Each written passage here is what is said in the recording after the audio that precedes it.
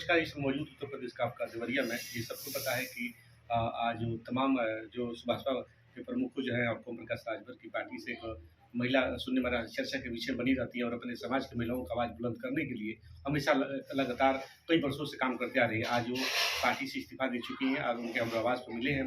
जानेंगे किन कमियों है जो सुनीता राजभर पार्टी के गुणगान करती थी, हमेशा कदम में कदम चलने का काम करती थी, जो पार्टी छोड़ करके और जो रुक गई है। और बाकी सोचेंगे अगले कदम क्या होगा। आइए उनसे रूबरू होने का पूरा प्रयास करेंगे, जानेंगे तो सुनीता दीदी किन कारणों से पार्टी छोड़ी है और क्या कारण रहा, क्या वजह रहा। सबसे पहले निश्चित में आपका स्वागत है। बहुत बहुत धन्यवाद आपको भी और आपके दर्शकों को। जी मैम, जानने की प्रयास करेंगे पर आप किस पद पर थी आप?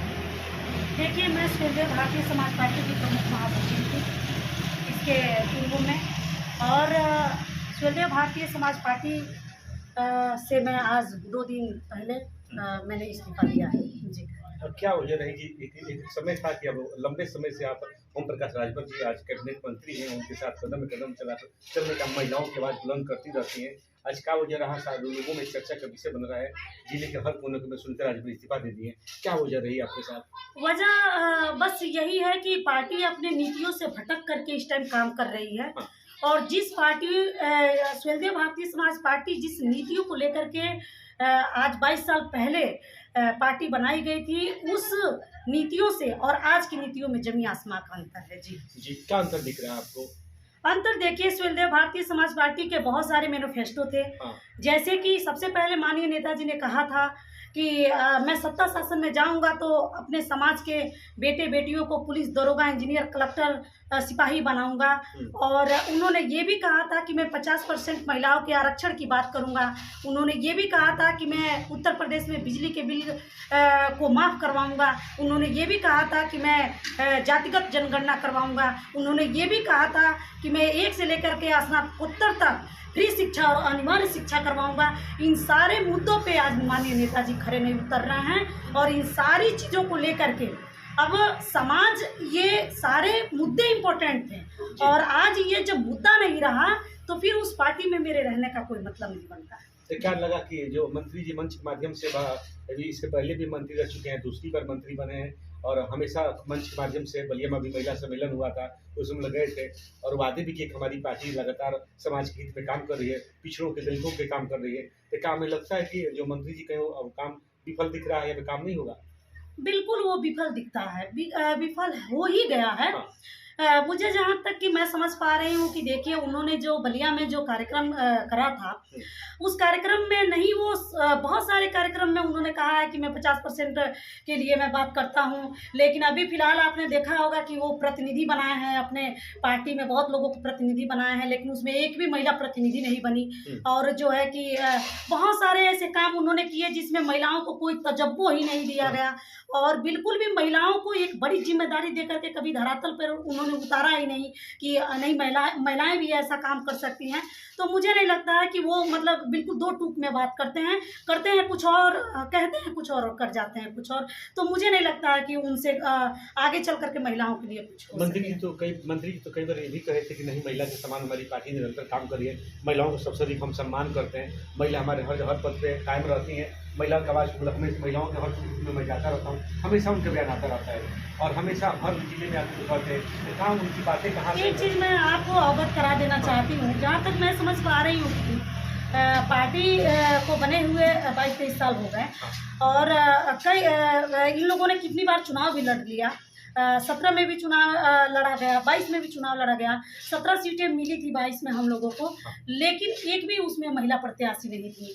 और ये कहते हैं मंच के माध्यम से कि हमारे समाज की पढ़ी लिखी महिलाएं जो है कि घर से बाहर निकले, मैं उनको नेता बनाऊंगा, मैं उनको आगे बढ़ाऊंगा। लेकिन मैं निकल करके मैंने देख लिया है कि ये कितना नेता बनाते हैं और कितना आगे बढ़ाते हैं। इन सारी चीज़ों से मैं वाकिफ़ हो गई हूँ, तो मुझे नहीं लगता है कि इन लोगों के बस की कोई बात है। और जितने भी ये लोग जुमले मंच से करते हैं, उन चीज़ों पे ये लोग खरा कभी उतर नहीं पाएंगे, ये जहाँ तक मैं समझ पाऊँ। लोगों का कुछ लोगों का कहना है, अदर पार्टी के लोग, महिलाएं भी कर रही हैं, नेता भी कर रहे हैं, लोग चर्चा भी कर रहे हैं, लोग चौराहे पर सुन रहे हैं कि सुनीता राजभर 22 साल से काम पार्टी बनी है, जितने सालों से काम का अभी नेताजी के बारे में जान पाई, इसके बारे में नहीं जान पाई कि नेताजी किस विचारधारा का आदमी है, कैसे महिलाओं का सम्मान करते हैं। तो सुनीता जी को पता चला क्यों पूजा करी क्या छठ के दिन ही आज उनको छोड़ना पड़ा पार्टी? मैं आपको बता दूं कि मैं तो 22 साल से पार्टी में काम नहीं कर रही हूँ। झूठ बोलने की मुझे शुरू से ही कभी आदत नहीं रही है, वो भी राजनीति के लिए। खासतौर से मैं झूठ नहीं बोलूँगी। हाँ। 22 साल से मैं इस पार्टी में नहीं हूँ। मेरी बच्ची अभी 6-7 महीने की थी, मैंने इस पार्टी को ज्वाइन करा था। और पार्टी को मैंने जब से ज्वाइन करा था, ये सच्चाई है कि मैं ईमानदारी से फील्ड में उतरी थी। और मैंने जो है कि जिला अध्यक्ष से लेकर के प्रमुख महासचिव का सफर सुहेलदेव भारतीय समाज पार्टी में मैंने लगातार दिया अपने समय को। मैं स्कूटी से मऊ चली जाती थी, स्कूटी से रसड़ा चली जाती थी, स्कूटी से आजमगढ़ चली जाती थी, कुशीनगर पडरौना चली जाती थी। मैं इसको, और आज भी मेरा सफर जारी स्कूटी से ही है। तो मुझे ये लोग जो जुनून था, हाँ, एक शौक था मुझे कि मुझे नेताजी का नाम रोशन करना है। और नेताजी के सम्मान को देखते हुए मेरा एक भी कदम ऐसा नहीं उठता था जिससे मेरे नेता के मान सम्मान पे आँच आए। लेकिन इन लोगों ने इतना सताया, इतना मतलब एक शरीफ लोगों को इन लोगों ने इतना परेशान किया, जो अपने काम के से वो वफादार रहा हो, उसको इन लोगों ने प्रताड़ित किया, परेशान किया माइंडली रूप से। बिल्कुल मतलब इन लोगों ने जो टॉर्चर किया। तो मैं ये कहना चाहूँगी कि काम करते हुए भी ये शब्द कहना कि किसी से कहवाना कि नहीं काम नहीं हो पा रहा है, तो हम कह रहे हैं कि जितनी मेरी हैसियत रहेगी, औकात रहेगी, मैं तो उतना ही काम करूँगी पार्टी में।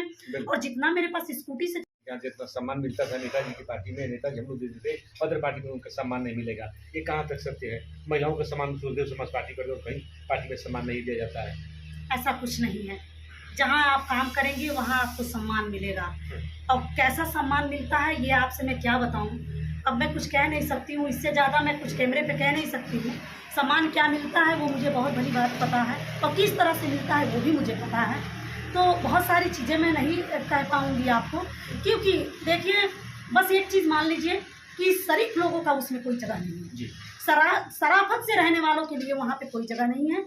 आप जितना करप्ट हो जाओ आपके लिए उसमें जगह है, आप जितना शराफत से जियोगे आप उसमें उतना ही प्रताड़ना सहोगे। उत्तर प्रदेश में 10 उपचुनाव हो रहे हैं, जिसमें 9 चुनाव हो रहे हैं। एक अयोध्या सीट रुकी गई, बाद में की जाएगी, जिस पर लोगों के तमाम विपक्ष हमलावर ये भी कह रहा है कि भारतीय जनता पार्टी ये कह रही है कि हमने 10 सीट चुनाव में जीतेंगे। लेकिन विपक्ष ये चिल्ला रहा है कि भारतीय जनता पार्टी चुनाव सारी सीट हार रही, 13 को लेकर के उसको 20 को किया गया है। ये कहाँ तक सत्य है, कहाँ तक सत्य मानती हैं? ऐसा तो नहीं है ना है कि ये लोग कह रहे हैं कि 400 पार होगा। हाँ। ऐसा तो नहीं है। हाँ। उपचुनाव में जहाँ जहाँ माननीय श्री ओम प्रकाश राजभर प्रचार करेंगे, मैं आपको बता दे रही हूँ आपके चैनल के माध्यम से कि जहाँ जहाँ वो ज़्यादा प्रचार करेंगे वहाँ वहाँ चुनाव वो लोग हार जाएंगे, और जहाँ जहाँ वो प्रचार नहीं करेंगे वहाँ वहाँ भारतीय जनता पार्टी जीत जाएगी। देखिए बहुत सारी ऐसी चीज़ें होती हैं जो जुबान में बहुत बड़ी ताकत होती है। यही जुबान लोग कहते हैं, मेरे पूर्वज कहते थे कि यह जुबान जौन बा की लात खियावेला और यह जुबान जौन बा की पानो खियावेला। ये वो भोजपुरी में कहावत लोग कहते थे। तो बहुत सारी चीज़ जो आग वो उगलते हैं अपने जुबान से, उससे वोटर नेता सारे लोग आहत होते हैं। तो मुझे नहीं लगता कि भारतीय जनता पार्टी को इस तरह का पालना चाहिए माननीय श्री ओम प्रकाश राजभर जी को लेकर के कि जहाँ जहाँ वो प्रचार करेंगे वहाँ वहाँ हम जो है कि 9 सीटों में जीत जाएंगे। अभी फिलहाल वो देखते जाएं कि प्रचार वो जिस तरह से कर रहे हैं ना, उस तरह से सारे सीटों पे उनकी हार निश्चित मुझे लग रही है। तो छठ के दिन ही क्यों रखा गया था समय आपका निर्धारित है, चूंकि लोगों का कमेंट आ रहा है सुनीता राजभर आपको इस पार्टी में ज्वाइन करेंगी, कहाँ उनका भविष्य निश्चित होगा, इस पर क्या कुछ कहना लोग बराबर कमेंट कर रहे हैं? जी देखिए, मैं तो आपको बता दूं कि छठ की सुबह मैं अर्घ दे करके आई, और मुझे ऐसा लगा कि पूजा में लोग जब जिस तरह से श्रद्धा रखते हैं, विश्वास रखते हैं, सूर्य की उपासना माना जाता है छठ पूजा। मैं सूर्य देव को मानती भी हूँ, पूजा भी करती हूँ उनकी। तो मैंने सुबह अर्घ दे के आई, उसके सुबह ही मेरा अचानक मूड बन गया कि मैं पार्टी छोड़ दूँगी, और ऐसा मन में फील हुआ। और मुझे लगता है कि अब कुछ हो नहीं पाएगा, अब समाज का काम इस पार्टी में हो नहीं पाएगा। तो मैंने ये सारी चीज़ें छोड़ करके किसी ने मुझे बात भी नहीं किया मुझसे, मैंने हस्बैंड से भी अपने नहीं पूछा, और मैं तुरंत इस्तीफा लेकर कोशिश करती। सुहेलदेव समाज पार्टी और भारतीय जनता पार्टी के लिए तमाम 28 और तमाम पार्टी दल से लेकर के तीसरी बार प्रधानमंत्री की शपथ लिए और सरकार चल रही है, तो लोगों में महिला सुरक्षा की बात तमाम लोग करते हैं। अब एक महिला शरीर का क्या ढंग हो सकता है, महिलाओं को ज़्यादा कर्म से देखी है, और एक महिला के बारे में समझ सकती है। तो ज़्यादा जो महिलाओं का शोषण हो रहा है, तमाम महिलाओं के बलिया में तमाम कांड हुए, और देखने को देवरिया में भी कांड हो रहे हैं। इस पर क्या कुछ करने को कि तमाम कांडे हो रहे हैं, लेकिन इस पर सरकार इस पर फेल दिख रही है, तमाम विपक्ष हमला हो रहा है बार बार। देखिए मैं बता दूं कि महिला सुरक्षा के नाम पर तो इस टाइम जो करंट में सरकार है, मैं क्या बताऊं कि बहुत बुरी दुर्दशा है, बहुत खराब दशा है।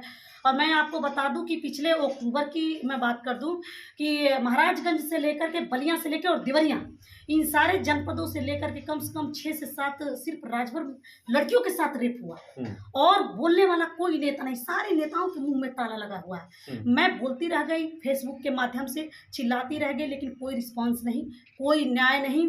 आज भी अपराधी दर-बदर जो है कि अपना भाग रहे हैं, घूम रहे हैं। जितना प्रयास हम लोग कर रहे हैं उन लोगों को जो है कि न्याय दिलाने में, उतना ही कुछ लोग प्रयास कर रहे हैं उन लोगों को भगाने में, उन लोगों को जो है कि मतलब बचाने में। तो बहुत सारी ऐसी चीज़ें हैं। इस चीज़ को तो मैं बिल्कुल नकारती हूँ कि सुरक्षा के नाम पे बहुत सारी चीज़ें इस टाइम